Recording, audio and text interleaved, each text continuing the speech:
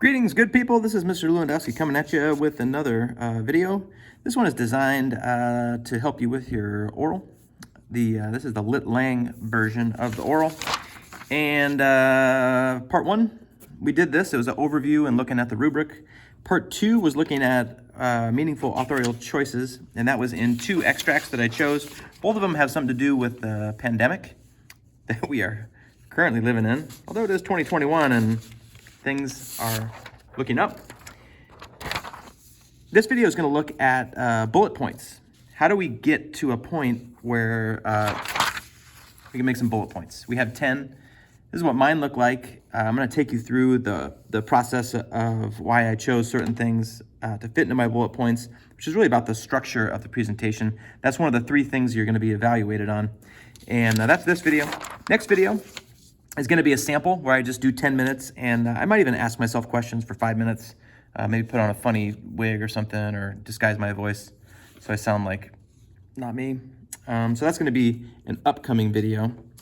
I'm also going to be presenting in this video. I'll be bouncing back and forth between what I've created for my bullet points and this very helpful thing that was produced by the people at IB. What they do, they're like calibrating all of their assessors.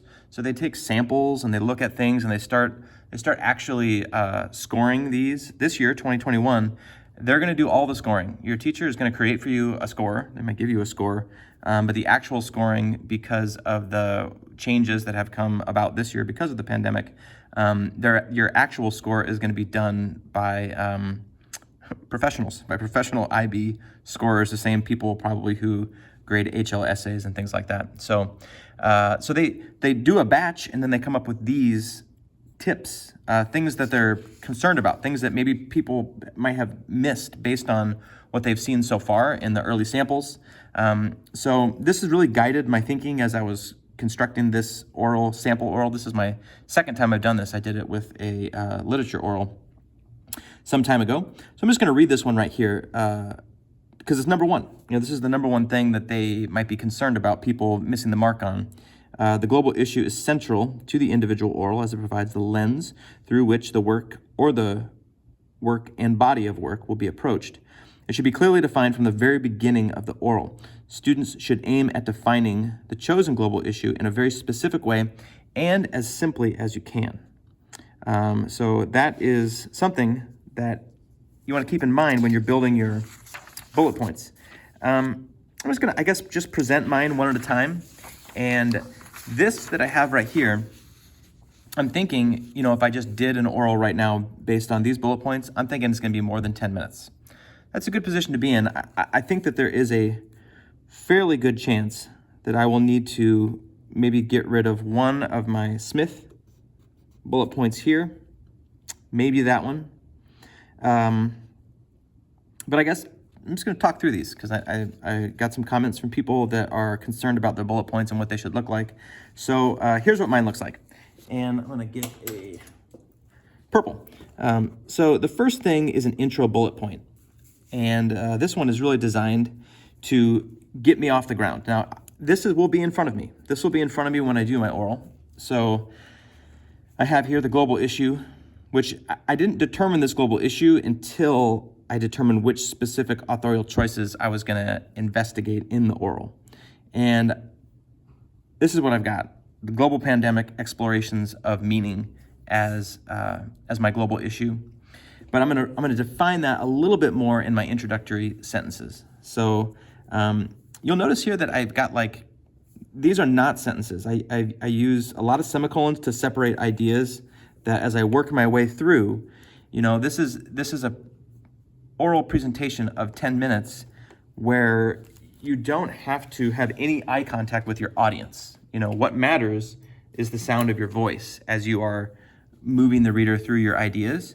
So I could see myself beginning my oral with, in a way that might sound something like this. Candidate 174221. My global issue is the global pandemic and explorations of meaning of the global pandemic in two works that I chose. The first work is Zadie Smith's Suffering Like Mel Gibson, I'll probably do it faster than I am right now because I'm working my way through just trying to build good sentences. The first work is Suffering Like Mel Gibson, an essay written by Zadie Smith in her book Intimations, published in 2020. The non-literary work I'll examine is Richard McGuire's New Yorker cover, which appeared on the June 8th and 15th cover of the New Yorker magazine. These two works help the reader and the viewer, in their own ways, understand what the pandemic is and what it means. In that way, they serve as guides for meaning and interpretation. They offer lenses through which anyone could interpret their own experience. For example, these crazy times during the pandemic, what does it all mean? How should it be understood? Zadie Smith, in her personal essay, offers the reader an overall an examination of suffering. So her work focuses in what does it mean to suffer through the pandemic, with a focus on the emotional pain of isolation, and the idea that that suffering in the pandemic is not a one-size-fits-all proposition. It's in fact unique to each individual, and she furthers this line of reasoning by compounding the suffering that we already feel with feelings of guilt that come from comparative suffering. Who's suffering more? Is it the artist who has plenty of money, like she is, and she's forced to quarantine with her family, or is it someone who is an essential worker who is actually working through? I think she was processing some feelings of guilt as she constructed this particular essay. I'll examine it in greater depth later. The other work that I'll be looking at is a cover of a literary magazine, The New Yorker, a very well-known literary magazine that was created by Richard McGuire.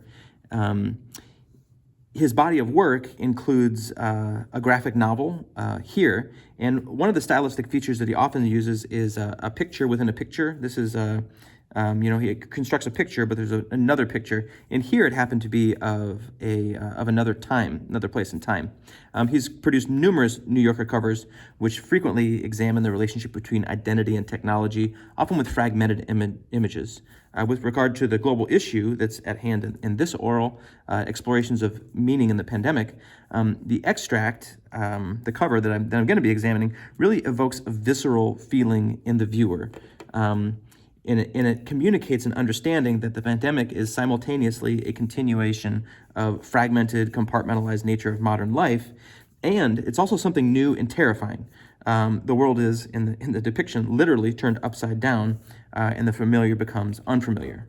I'm now going to examine in depth some of the authorial choices at play in Smith's work, and the first one that I will do is to look at some parallel syntax that she used in lines 5 and 6.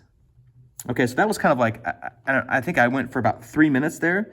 The process of creating your oral is going to, in large part, it's going to be one of time management, and to score a really high, high scoring oral is going to have, a lot of practice. I know, at this point, I know that I have got enough information in here about authorial choices and different things that I could say that I could speak for much longer than 10 minutes. There'll probably be a process by which I will record myself trying to work my way through the bullet points.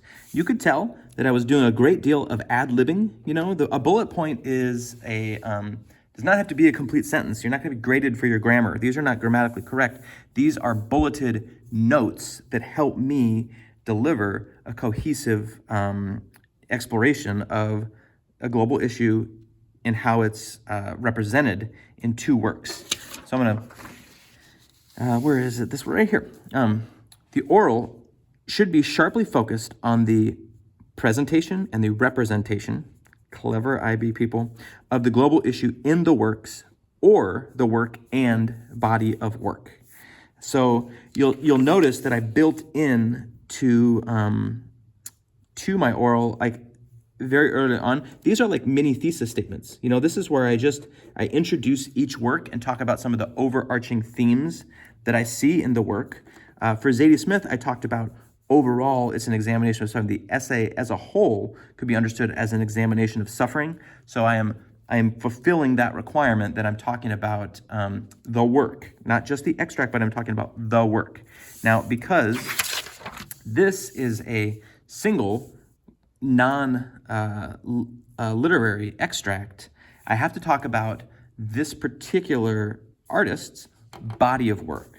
So I mentioned something I learned along the way about a graphic novel that he had written, and some of the characteristics of his thematic concerns and some of the style choices that in how he creates his work.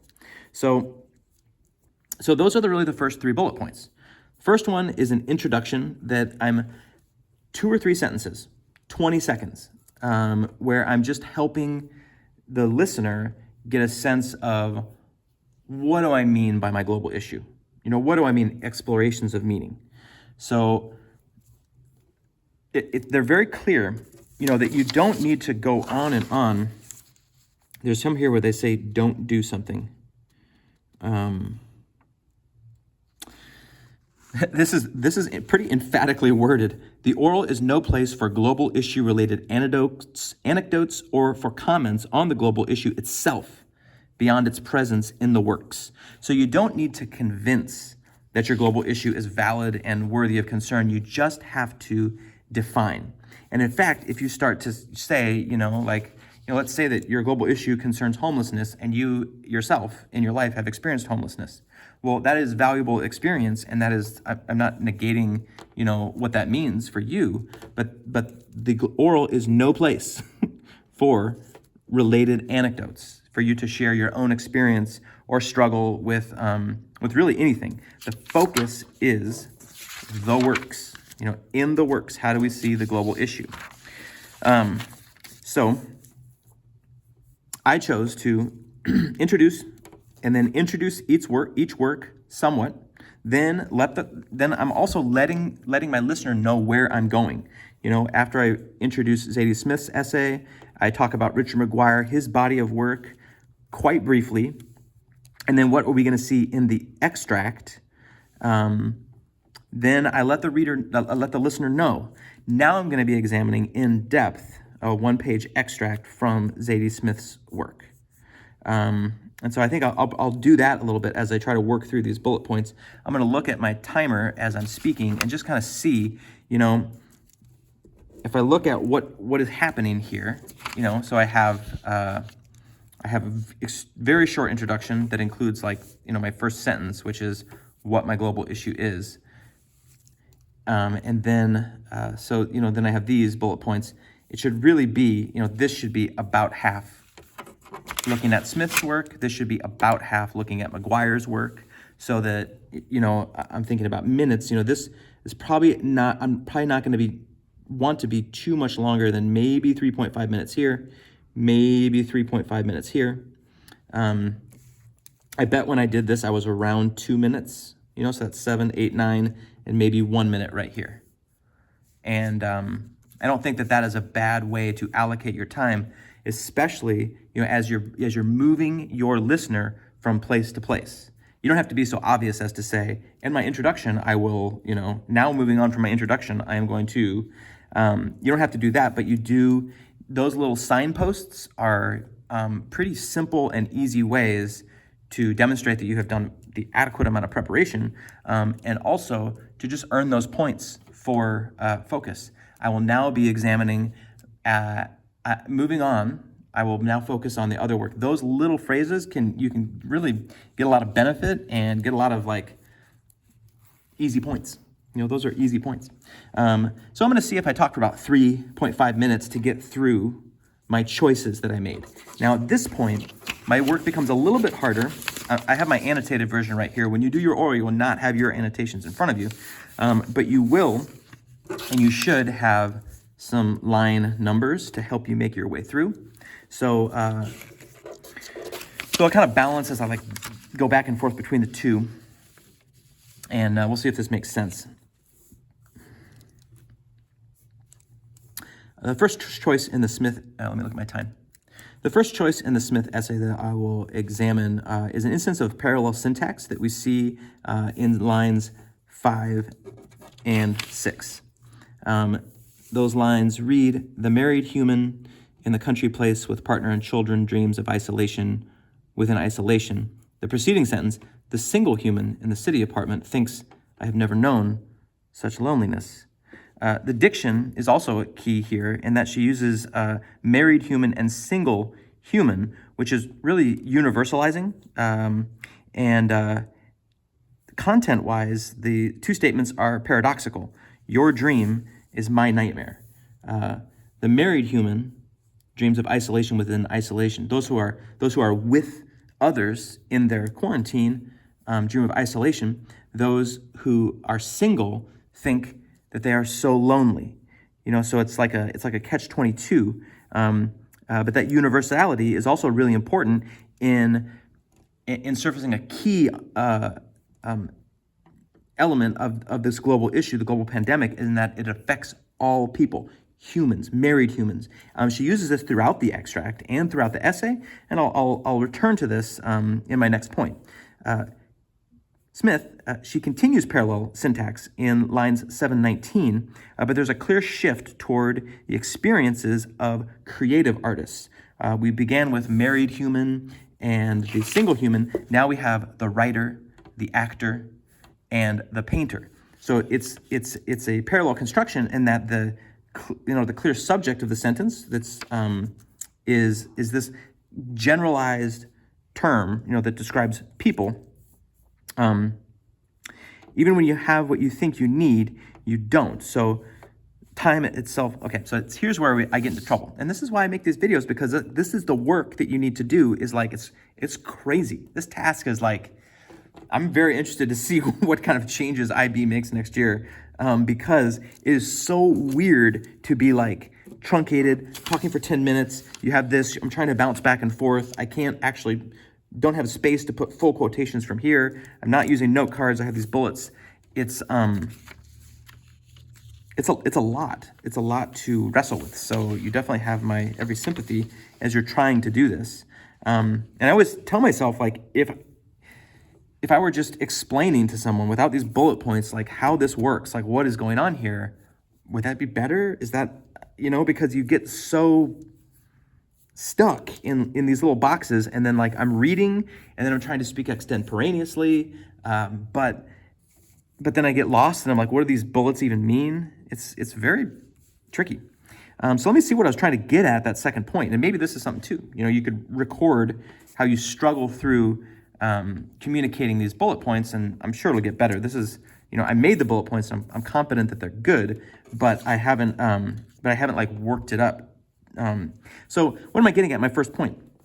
Smith uses parallel syntax.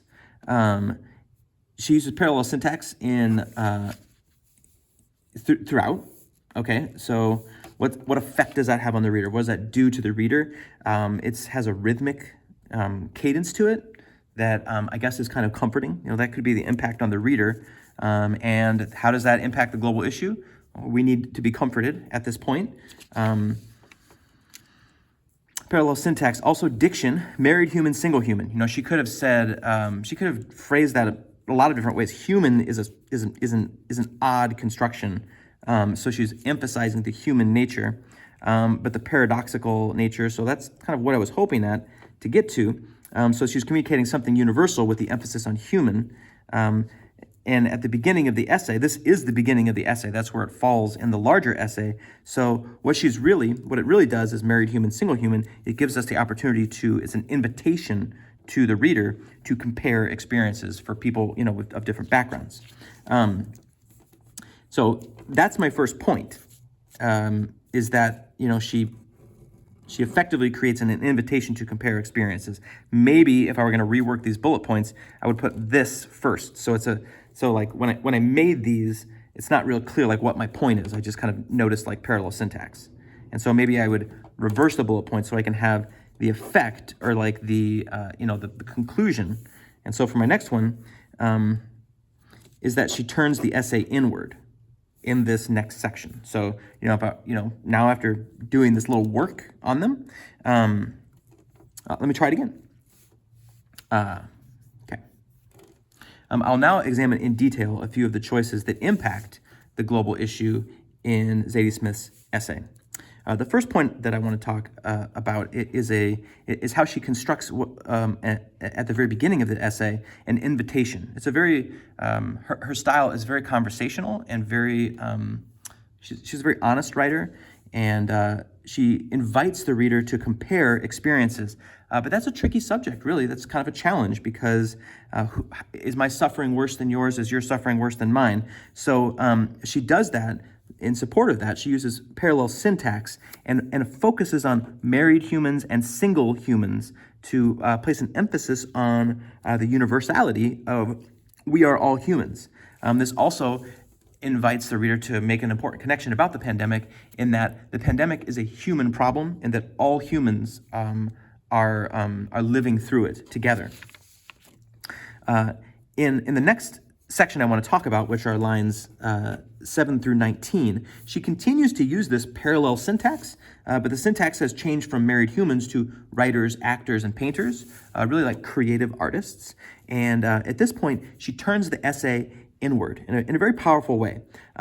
She continues to talk about this paradoxical nature that your dream is my nightmare. What's hard for you is, or what I want, you have and you don't want it, and what you have, I want and I don't have it.